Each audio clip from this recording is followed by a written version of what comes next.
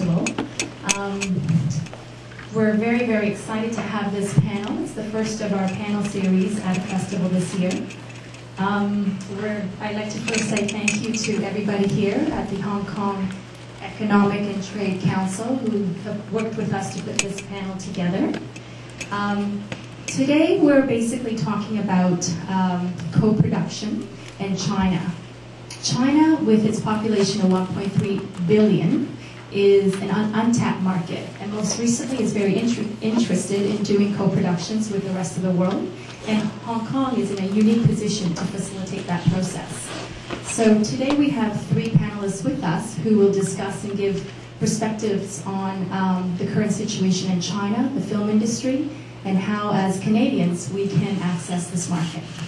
So first of all, I'd like to introduce Bassanio So in the middle, who is the director here of the HKETO, and Bassanio will be speaking first and giving his perspectives on government policies, as well as very, very new, I would say, policies and agreements that have come down through the Hong Kong office.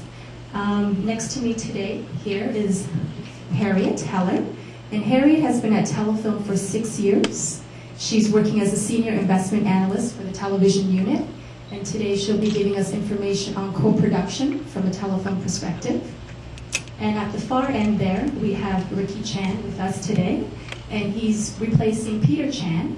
And Ricky Chen is a multi-talented producer and director, originally from Hong Kong, but living in Canada for the last 8 years. He has produced a slate of internationally renowned television productions, as well as having 5 feature films to his credit as a director, and he's also executive produced very internationally renowned films. So thank you very much to all the panelists. And today how we'll do, we're going to first concentrate on information pieces from 3 of our panelists. Bassanio So will go first, and Harriet Heller, and Ricky Chen. We hope each of their pieces will be about 10 to 15 minutes. After that, we'll open it up to a half-an-hour Q&A. And at 6:15, we'll be showing the full film series, the SAR series that we're showing each. During the festival, we've been showing each short previous to each screening, and at 6:15, you'll have the opportunity to watch the film in entirety. Okay, so thank you very much, and Bassanio So.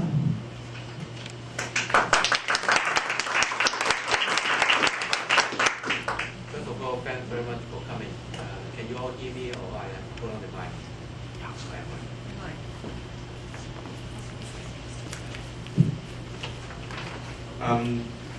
Today I will talk about a few things. The first, I will give you a general view about the Hong Kong film industry. And then I'll talk about the government policy regarding the development of Hong Kong's film industry. And thirdly, I will talk about a very new development in Hong Kong, which is the signing of the free trade agreement with the mainland, what we call the closer economic powers arrangement, or deeper in short. And elaborate a little bit on the opportunity that are open to foreign companies like Canadian film producers in regards to co-production in Hong Kong and China. First of all, I'll talk about the Hong Kong film industry. Some of you might have already learned about Hong Kong film industry, and actually we have one of the largest and most dynamic film industry in the world. Just for some statistics, in the year 2002, we have 92 feature films locally screened in Hong Kong. The overall box office in Hong Kong amounts to around 110.6 million US dollar. And for the proceeds of Hong Kong's produced film, it amounts to 44.6 million US dollar. So it's quite a substantial market in Hong Kong, but of course when we compare it with the market in the mainland, it's another matter. We all understand that China has 1.3 billion people, whereas in Hong Kong we only have 6.8 million people. So if we are targeting the China market, and we all know that China is moving upward economically, and there is a huge demand for foreign entertainment films, movies, terrorism, other things in entertainment articles in China. So we are facing a very big market, and I will talk about that later on when I come to SIPA. In the same year, 2002, there are 1,221 film-related establishments in Hong Kong. They employ around 6,400 people in Hong Kong in 2002. Besides film production, we are also among the world's largest film exporters, and we have significant share in Southeast Asian, Taiwanese, and South Korean film market. In 2002, the domestic export of videotapes, laserdiscs, and CDs from Hong Kong amounts to $74.6 million. Since the early 70s, Hong Kong films have become increasingly accepted into the international market. Following the success of Crouching Tiger, Hidden Dragon, filmmakers in Hong Kong have turned their attention to producing films which are tuned to the international viewers. I think you all know some very famous Hong Kong actors now, like Jackie Chen, Zhou Yunfa, and film directors like John Woo. They have all broken into the Hollywood mainstream. Major international film players like Miramax, Fox Entertainment, Warner Brothers, Walt Disney, Columbia Pictures, etc. They have all set up offices in Hong Kong. So basically, this gives you a general view about Hong Kong film industry. It's a very dynamic and vibrant industry at the moment. Having regard to the importance of the film industry to Hong Kong, the Hong Kong government is very determined in promoting the development of film and related industries. And we would like to enhance Hong Kong's position as a film production hub in the region. We have set up in year 1998 a film service office under the Television and Entertainment Licensing Authority, or in short, TELA, which is responsible for the development and promotion of film industries. In the same year, 1998, we set up the Film Service Advisory Committee to advise the government on matters relating to the development of the industries. In 1999, the government established a 100 million Hong Kong dollar film development fund, and in 2003, we target 50 million of this fund towards film guarantee. So any film producers, if they have to borrow money from a banker, then this fund will be able to guarantee.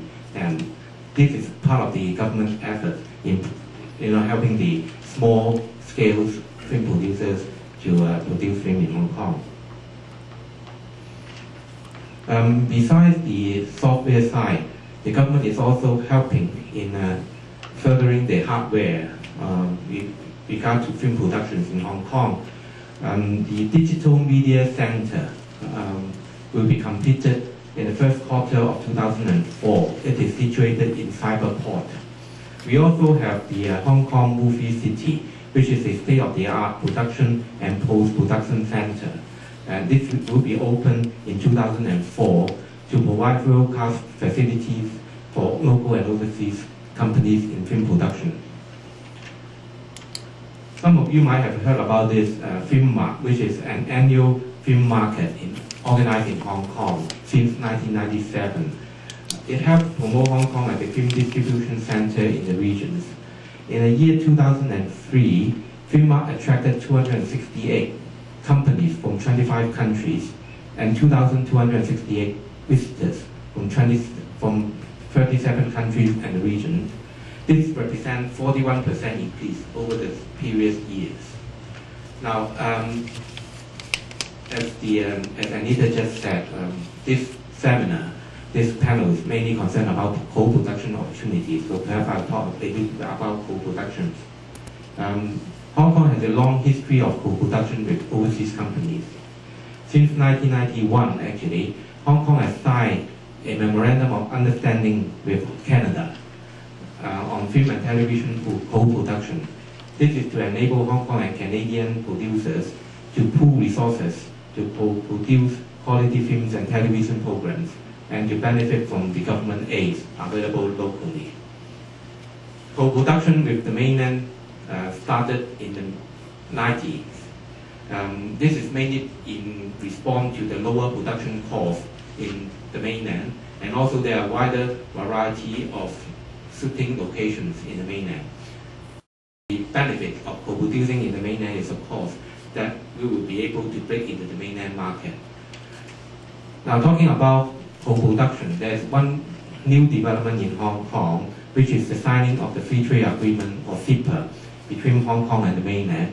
The agreement was signed in 29th of June this year, and all the details, annexes, were signed on 29th of September.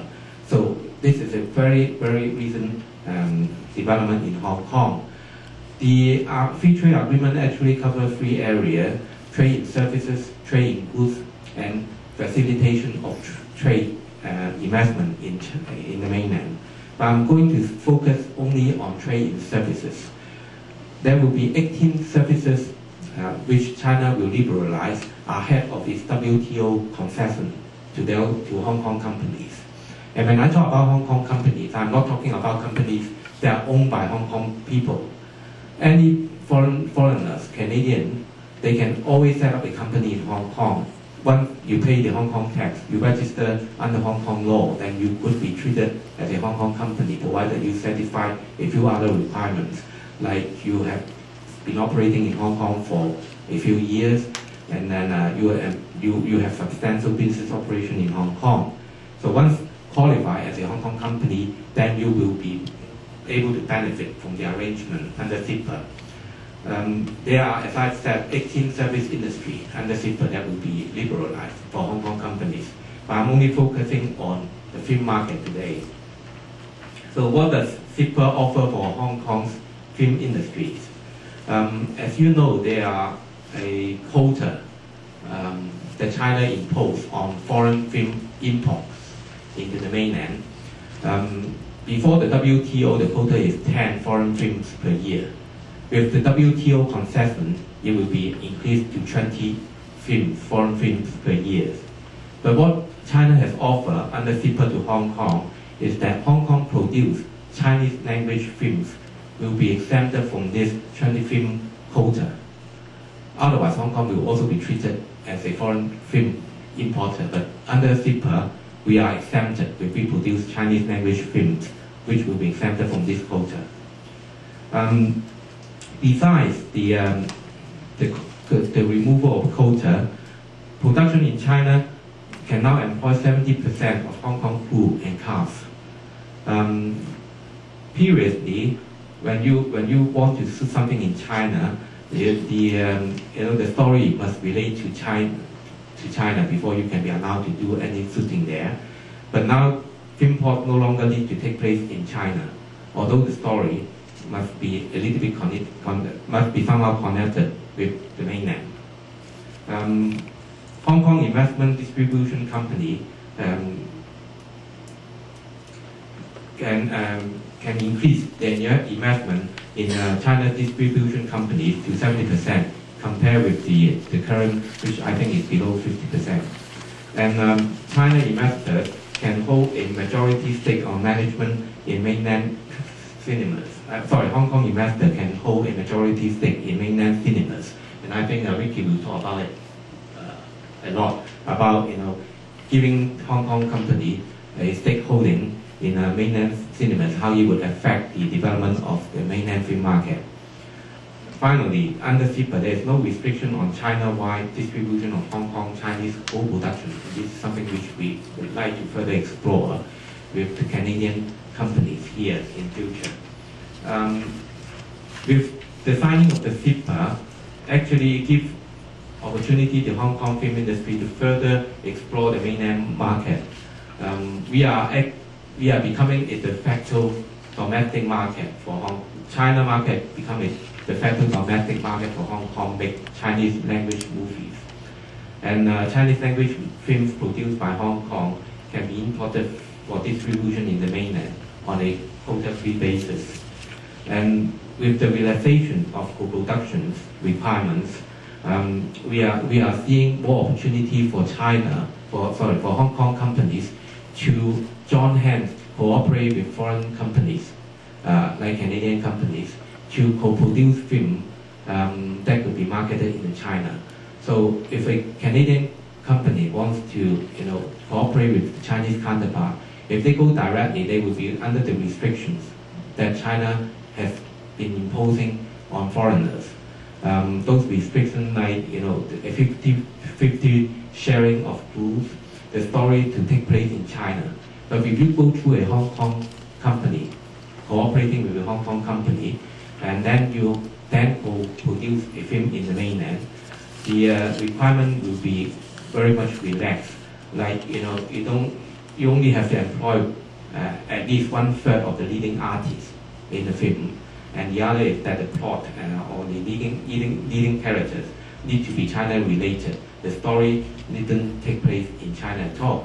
So these are the main relaxation of restrictions that China has given to Hong Kong companies under the FIPA, and we look forward to the implementation of this arrangement on the 1st of January 2004. That is roughly a month from now. Once this is put into place, then we expect that Hong Kong's film industry will be flourishing as before. So that gives you some of the basic information about the recent development of the film industry in Hong Kong and the mainland. Thank you.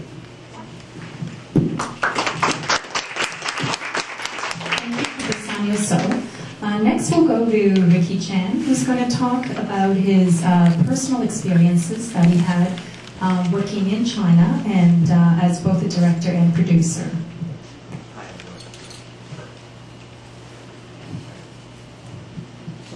Hi everyone. So my name is Ricky Chen. Actually, I just want to share some of my experience with co-production in China. And this was 20 years ago, and comparing to today. Actually 20 years ago, I found it very difficult to, deal with Chinese, because it's kind of, I don't know how to, get the right channel, the right man, all the production, requirement, it's always the wrong man. So it's really, discouraging, That's why we're going to put a stop sign there, until 2 years later. So I do have some, co-production with them, with strictly on the TV commercial side. So I find this, they have lots of, good location, and also they have many talented, artists, actors and actors, and so actually it's a very good, place for shooting. But for all the limitation, because they don't have really a regulation and all the, kind of rule there. So they just, every location they have their own, person to, responsible. But maybe one day this person, the other day is a different person. That's why it's very hard to deal with. That's why it's only limited to the very small scale, television commercial and kind of documentary type of program. But until later day, I found out, one of the directors in Hong Kong, they went there, actually it's improving a lot nowadays, especially with the help of government of Hong Kong. So they finally they give us a hand to negotiate some terms. So actually this now is improving with all the casting and the limitation of the concept and the storyline. Now it's it really relaxes a lot. So that's why this is a very good place for starting production nowadays, especially with this new arrangement. This is called the CIPA. CIPA is the Closer Economic Partnership Arrangement. So this is really encouraging, because everything is linear. Everything is touch, on the subject, on production side. So actually, at the one thing I find in China, they still got a lot of talented actors and actor and producer and director. They're waiting for explore to the other part of the world. So it's a very good place for us to explore. So the most encouraged part is, they're going to willing to, discharge, the cinema renovation and construction, because we, as all we know, we need better sound and better projection to show the picture instead of attract the audience in. Especially for Chinese people, they have lots of copy. So you have to kind of attract it inside the theater. Now they are releasing the control, right? So we can actually renovate and construct the sound and audio-visual part inside the theater. So that means we can put Dolby system and all kind of advanced equipment inside the cinema. I mean, this is really encouraging, because this is the only way, as I know, to draw the audience back to the theater. So otherwise, they're just looking at the DVD and the VCD, Chinese people, So this is very encouraging, and also, also with the, lots of, experienced producer and talented director in Hong Kong, we sure we can add in the middleman. So actually, we can kind of, sort thing out, instead of you go direct to the authority, and we can kind of, give you a middle, the bridge, for the production side. So, so really, the first time I heard, Mr. So tell me about this arrangement, I think it's really, really good to our, industry. Right. Thank you.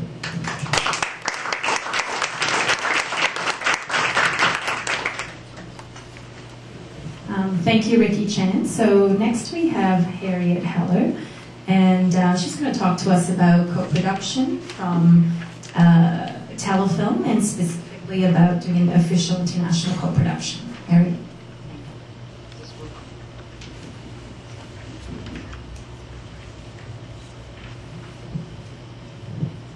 Okay. So I'm from telefilm. From what I've gathered from some of the reading I've done about the new agreement, SIPA, it seems that the idea, and what's good about it, is that it will strengthen Hong Kong as a co-production partner for Canada, because by co-producing officially with Hong Kong, it's a gateway to China, as Bassanio was saying. So how to do a co-production? How do you get officially recognized as a co-production here in Canada? I'm assuming most people know what telefilm is. It's a federal cultural agency. We give money to film, television, and media producers to develop and produce films, television, and media, both here in Canada, and we have some support for getting stuff sort of around and internationally. We attend the markets, we sort of sponsor festivals, things like that. We do a lot of co-productions, and Telefilm is the agency that officially approves or certifies co-productions on behalf of the Department of Canadian Heritage and CAFCO. So if you want to be certified as an official Canadian co-production, it's Telefilm. We're the agency who does that. So you have to make your application to us in order to get this official certification. The benefit of getting this official certification as an international treaty co-production is that your film will be considered 100% Canadian here in Canada and 100% of whatever your co-producing partner is. Here in Canada, the virtues of being considered 100% Canadian is you're entitled to federal funding, you're entitled to take advantage of tax credits, federal and provincial.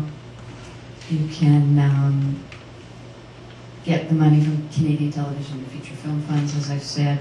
You get broadcaster licenses, provincial funding, private funding. All of that's available to you as an official Canadian production. There are reasons to co-produce. Obviously, financing, getting money from us.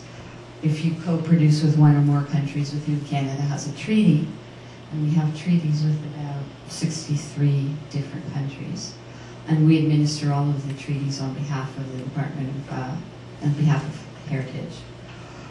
You share the financing, you share the budget with your co-production or your co-producing country. It opens you up typically to broader distribution networks. Obviously, the Canadian producer has access to distributors here. Your co-producing partner should know and will know what the distribution network is in his or her country. And you get a greater access to a pool of talent, creative, artistic, technical, because you can employ creative, artistic, and technical people from both countries. And if you're co-producing with an EU country, you can use nationals from any of the countries, any of the other EU countries. And obviously it helps with financing. So the process in order to get certified, you make your application to Telefilm. There's an application form that's on the website, and it's a two-step process. The first part of the process is called the advanced ruling stage, and generally,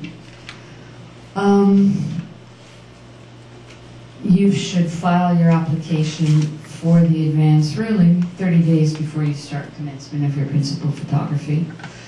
There are a whole number of documents that have to be submitted with your application. If all of those documents are listed on the website, they include things like the Canadian Companies and Corporation documents, your proposed financial structure in Canadian dollars, both for your side of the financing and the other, your co-producing country, all of your documents relating to financing so that we can assure or be sure that you're fully financed. You need itemized project budgets.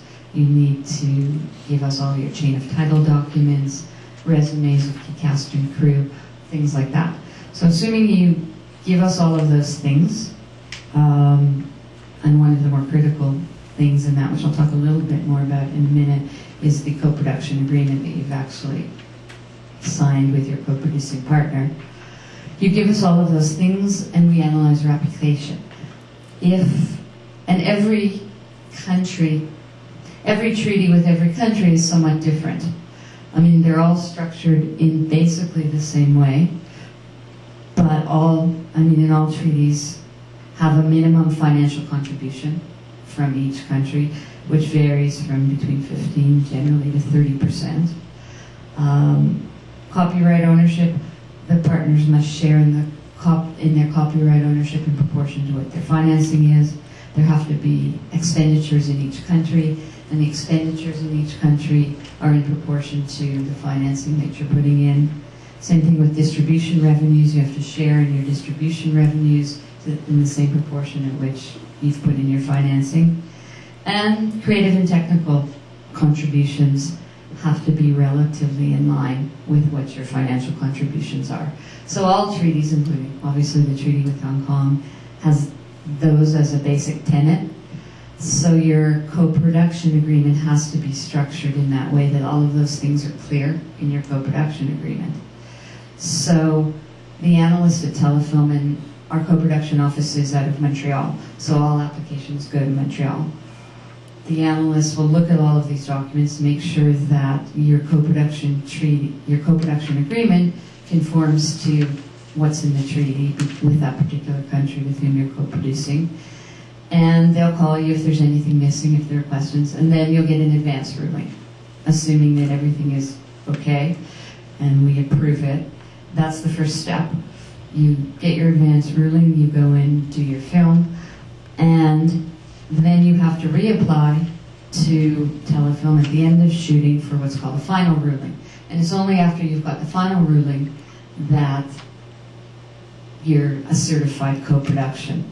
So at the end of your shooting, there's certain documents you have to supply to us along with another application for your final ruling. You submit all of those documents which verify that you've done what you said you were going to do, that the split is the way it said it was going to be in the co-production agreement, that you've actually spent the money in each individual country. Because the purpose of the treaties are to encourage, the industry in each country. So if you're not spending money in each country, it's not encouraging the growth of the industry. So we're going to want to verify what your expenses were. There are some allowances for shooting in third countries, obviously, depending on subject matter. There are allowances for third country stars. An American star, there's allowances for a third country cameo, things like that. We'll check all of your documents, and then what Telefilm does is they either recommend or deny final approval, and we make that recommendation to the Department of Canadian Heritage, and we say we recommend final approval, and it's rare. In fact, they've never not taken one of our recommendations. So that's pretty much the process technically. Some of what people ask me sometimes is, what's it like co-producing?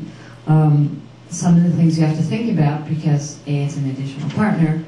If you're co-producing with another country, language differences, time differences, it can be really difficult to get in touch with a co-producing partner sometimes when the time differences are so great. Cultural background makes a big difference, or can make a big difference. You have to make sure you understand your partner's values and vice versa. Each country has different ways of doing business, and that's something that you need to be aware of, and you think, well, big deal, but it can be a big deal. The process takes longer because you've got to get certification, you've got to apply, there are more things to submit. Some things that we've encountered as standards in different countries may not be the standards that you're used to or that you expect, so you have to make sure that your co-producing partner feels the same way about things that you do. And then there's, the difficulty in finding a good co-producing partner, and some of the ways we suggest to do that are sort of word of mouth, references, attendance at festivals and markets. That's a good way to meet people, get a feel for who they are and what they've done. There's immersions and conferences, some of which Telefilm sponsors, and that's a good way to meet people. There are catalogs available of previous projects which list who the co-producing partners are, and there are producer associations, and they're a good way of finding, getting names of people and, thinking who do you want to co-produce with. And that's it for me. We obviously have a website. All of this information is very detailed on the website. And like I say, I can answer any questions here in Toronto. And we have a direct line to our Montreal office. And that's where our co-production, that's where our head of co-productions lives. And that's it.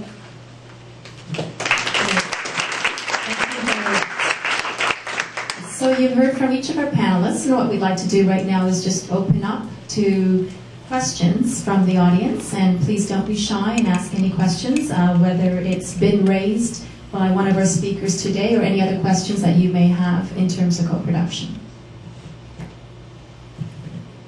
This is for Harriet.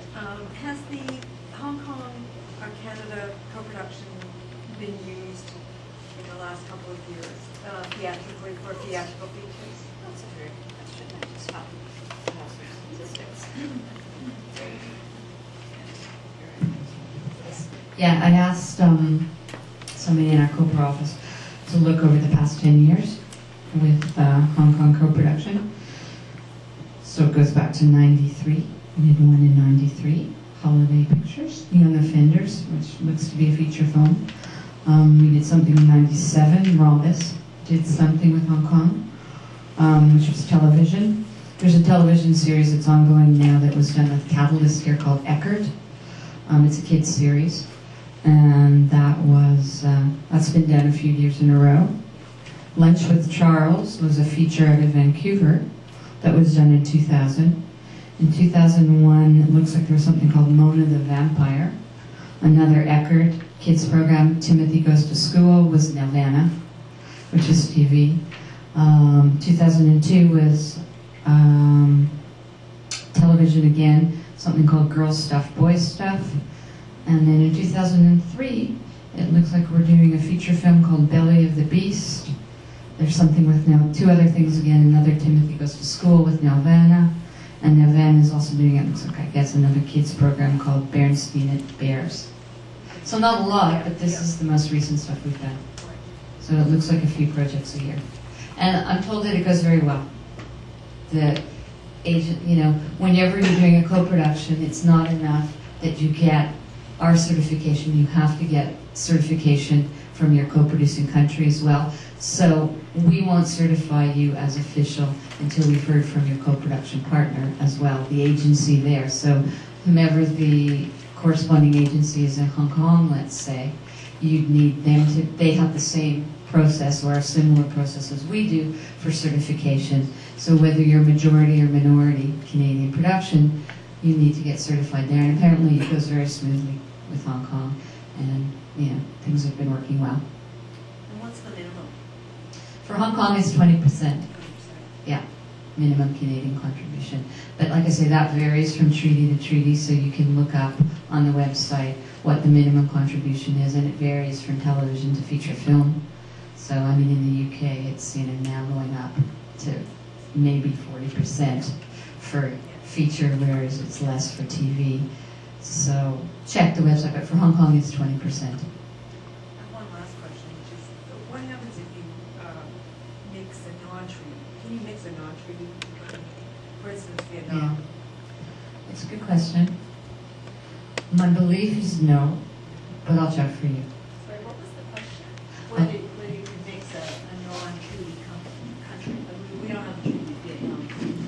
I think Central source where one can go to locate all these treaties that Canada has with foreign governments. Is it through your website, or is there? It's going to be hard. yeah, it's through our website. So we could actually get through the entire wording of the treaties through your Yeah, website. they're all listed. In fact, I started to go through them yesterday, clicking on China. You click on the country, and the agreement comes up, and it gives you all that stuff. Thank you very much. Oh yeah, no problem. And what's our website? www.telefilm.gc.ca. I mean, I've got, if people wanted to wait for me, I can make photocopies of this afterwards. It has all this sort of stuff. It's probably useful. For projects coming from Canada that want to explore possibility of doing co-production deal with Hong Kong, what sort of projects would attract your interest? I'm talking about genres.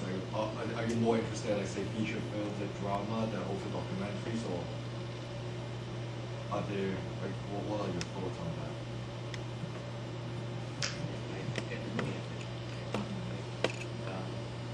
Well,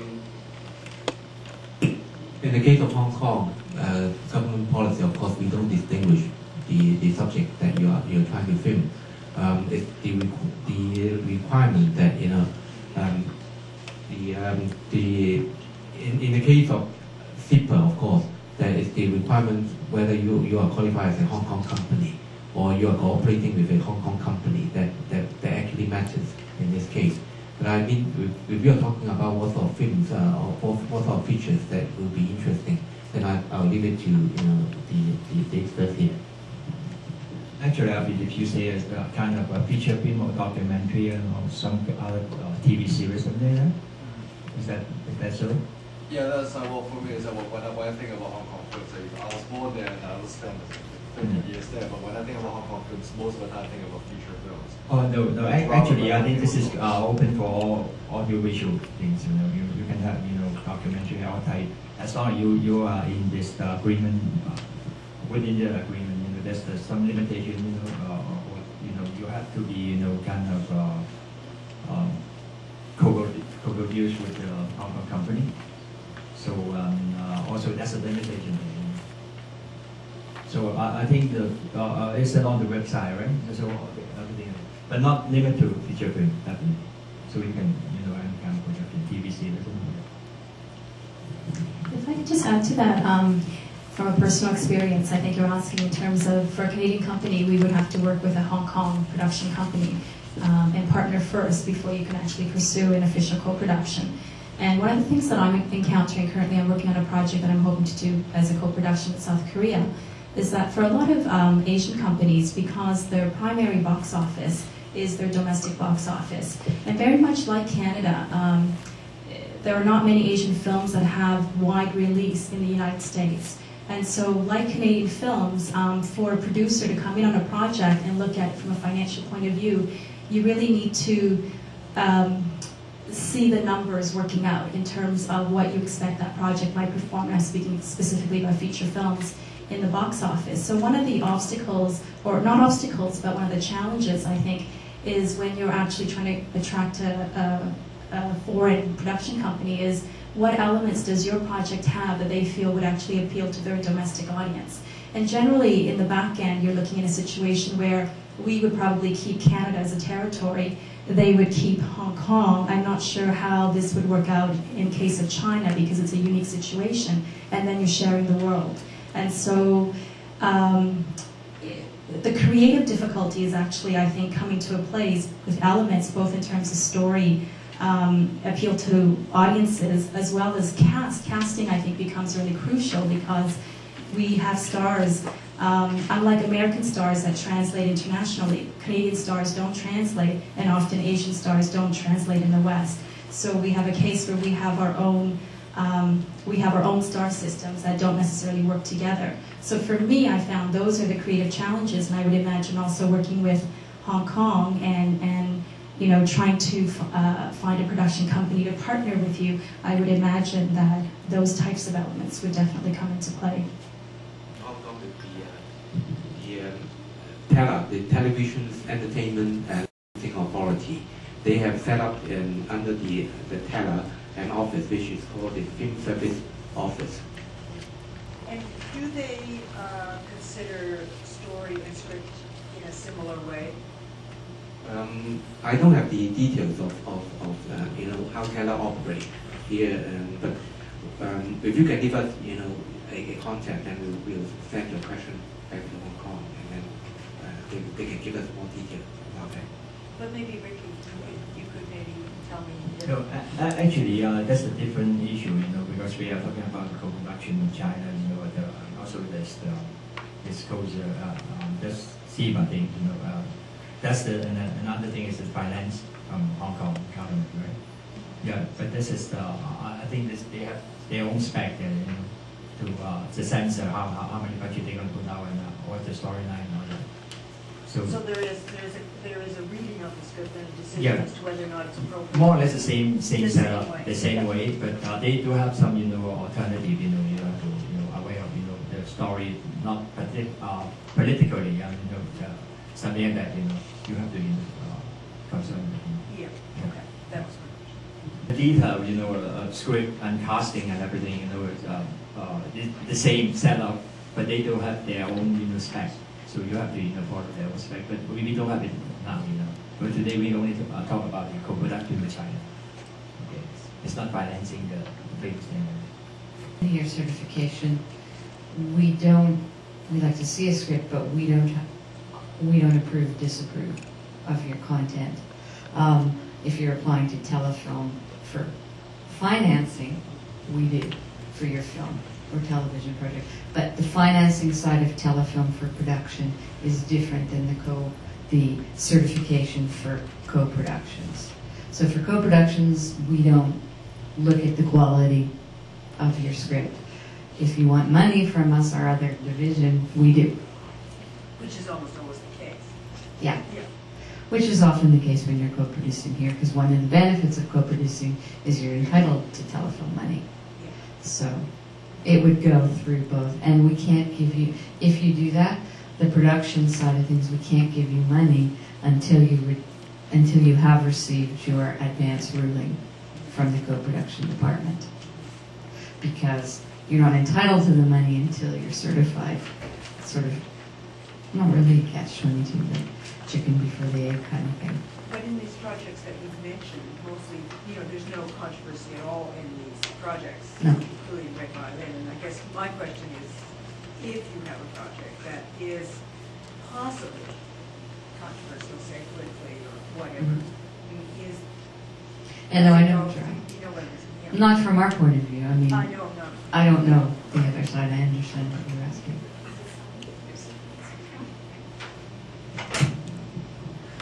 Without the detailed the detailed document in hand, I can't answer this question. But basically, the Hong Kong government has been very open.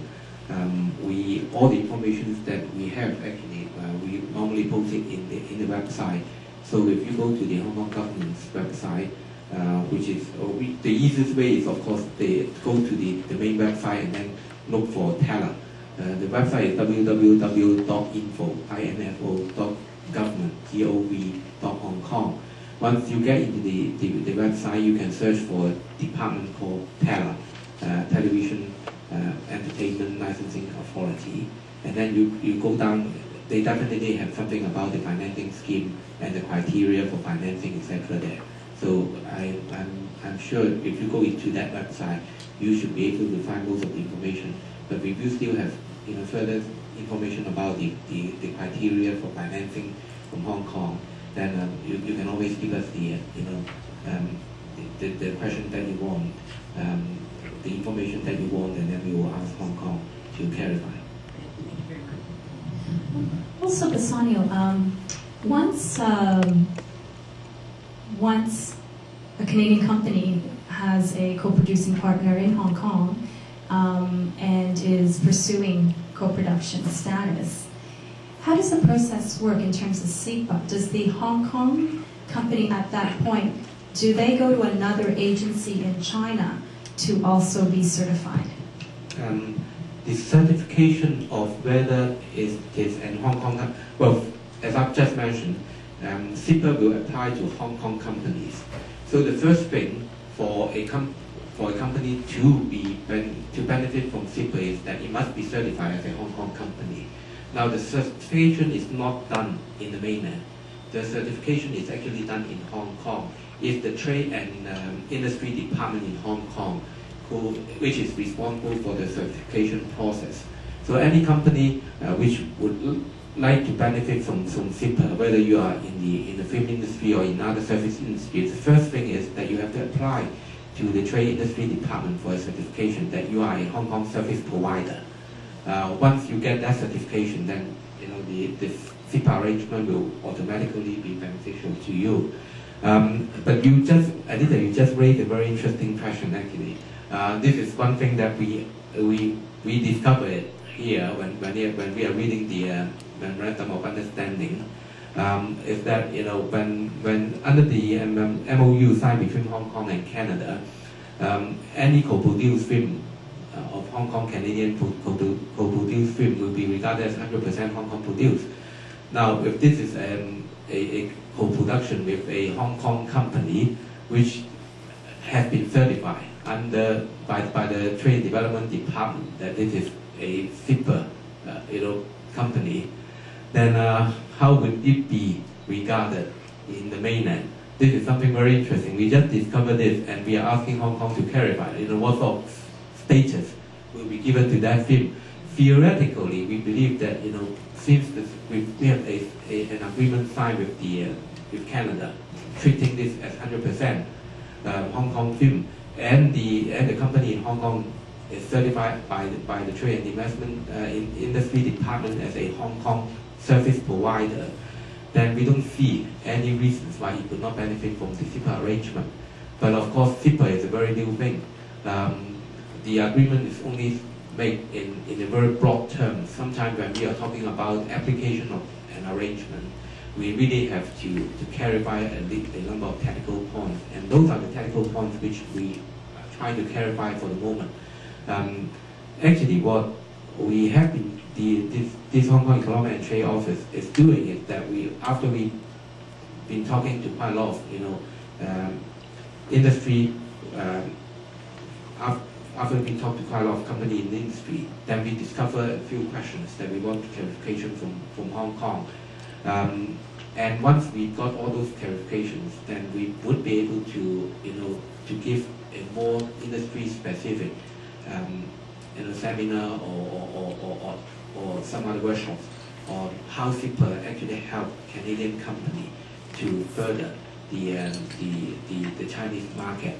And actually, with regard to SIPA, our office is now planning a nationwide promotion on SIPA, not just on the film industry, but covering all those things like trade, goods, and the 18 service industries.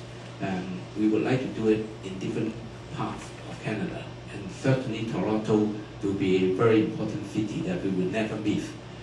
We are now liaising with a number of trade associations in Canada and hopefully we can get their support to do something in Canada to give out information about how this new arrangement will be able to benefit everybody here. Thank you. So any other questions?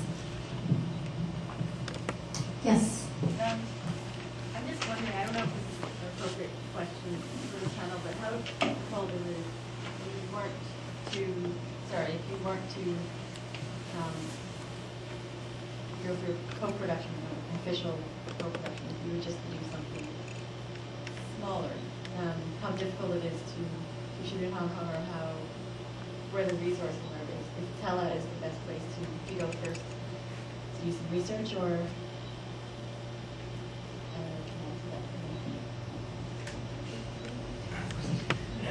Actually, the Tela is another, that's the financing part, but this, is only the co-production side. So that's a different issue, Okay. Yeah. So you can check the website, just mentioned about the fact that, how do you want to pull out the investment out there, the financing, funding, things like that. The website. But we're talking about this new arrangement. I'll add a little bit. I think you're talking about small-scale production, small companies that might need financing for production. Is that right? Yeah. Yeah. Actually, I previously mentioned that the Hong Kong government set up two funds. One is on film production development fund. There's a 100 million Hong Kong dollar film development fund, and under this 100 million funding, we earmark 50 million for film guarantee. So that if you are a producer in Hong Kong and you definitely need to borrow money from a bank, then subject to the criteria which I don't have it in hand, you might be able to check it from Tela's website. You will be qualified. This 50 million guarantee fund will be able to guarantee your bank loan. So these are the areas which the Hong Kong government has been working on in order to help small-scale, production firms in Hong Kong to do something. Really? I guess I'm a bit new to this, but I wouldn't be co-producing it. Yeah, that's a different story. Yeah. Okay, that's interesting. Sorry. Regarding that, actually, we do have quite a lot of information about finding partners in Hong Kong. If you want to shoot something in Hong Kong, we definitely need to, information like, what sort of departments that you have to go through in order to get authorization for shooting in Hong Kong. The other is, of course, whether you like some cooperation with Hong Kong companies. We do have a very detailed directories about Hong Kong companies that, is open to cooperate with people from all over the world.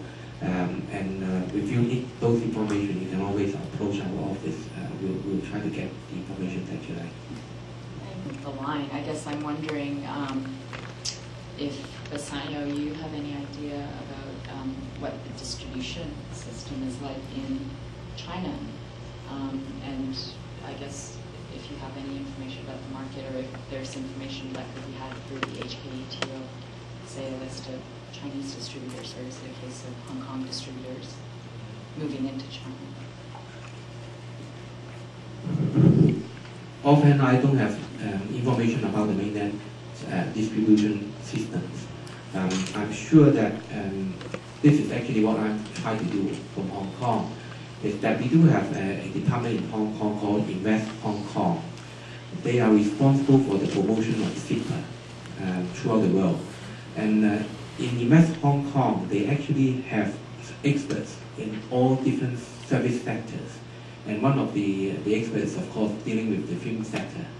And this expert is supposed to know quite a lot about the industry, which I'm sure that a general staff like me in Toronto won't be able to get all those insider information far away from the mainland.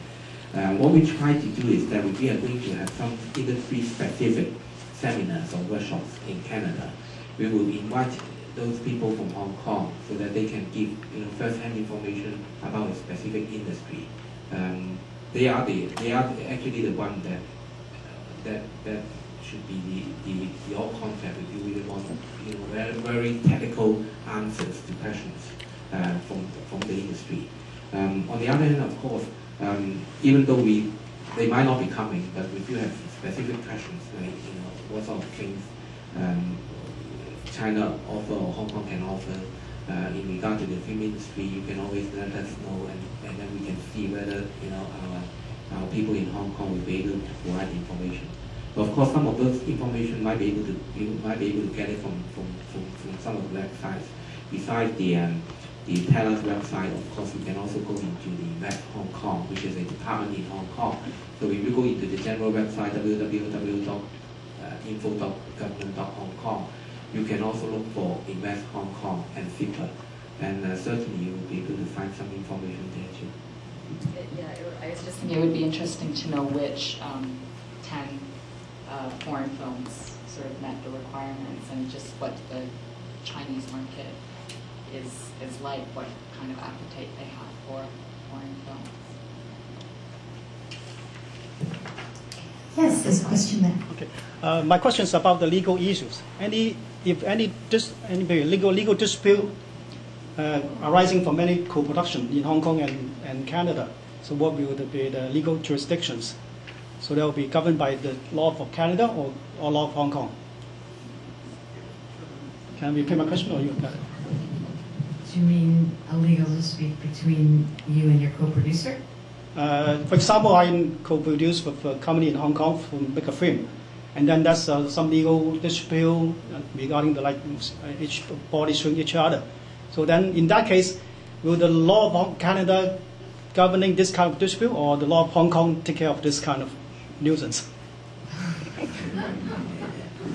My feeling would be whatever you've agreed to in your co-production agreement in terms of the laws of which country will govern. And so that's strictly something that has been, in fact, one of the things that we look at in your co-production agreement is whether there's a mechanism for resolving disputes and whether you've set that out in your co-production agreement. So it's whatever the two of you decide it is. And we're happy so long as there's a mechanism. You may not be so happy, but so that's between you and your co-producer. I would like to add that actually Hong Kong's law is very much similar to Canadian law. We also operate under the common law system in Hong Kong, so you will find quite a lot of similarity when you operate in Hong Kong. Basically, it's, as Harriet just said, it's actually the signing of the agreement, whether you want to apply the Hong Kong law or the Canadian law, and you sign the agreement. Now, I would like to further this question a little bit, because when we are talking about co-production, we are also talking about co-production in China under FIPA. People often think that when you do something in China, if you sign a contract in China, then you have to apply the Chinese law when there is any dispute in the contract. Actually, this is not the case. Recently, China has already clarified this point. You can actually, in your contract, specify what law will be applied in, where you will be able to resolve the contract dispute. Quite a number of firms actually are choosing Hong Kong as an arbitration center when there are disputes regarding a contract in China. And actually, you might find it strange to know that even two Chinese companies might agree to have their contract arbitrated in Hong Kong. It's a very strange development. Actually, last year we have 320 cases being resolved in Hong Kong. Those contracts signed in China, they rather choose arbitration in Hong Kong, and 320 cases resolved in Hong Kong last year. Another question? Okay, so I think we'll wrap up the panel component and move on. I hope everyone can stay because it's a very exciting film series. For those of you, I'll just repeat who came in later, it's the 1.99, and it's a film series focused on the SARS issue in Hong Kong and directed by a whole slate of Hong Kong's top directors, including Johnny To, Fruit Chan, Sweetheart. So there'll be 15 minutes, I think 15 minutes in total. So we hope you can all stay, and there'll be a brief reception afterwards. Thank you.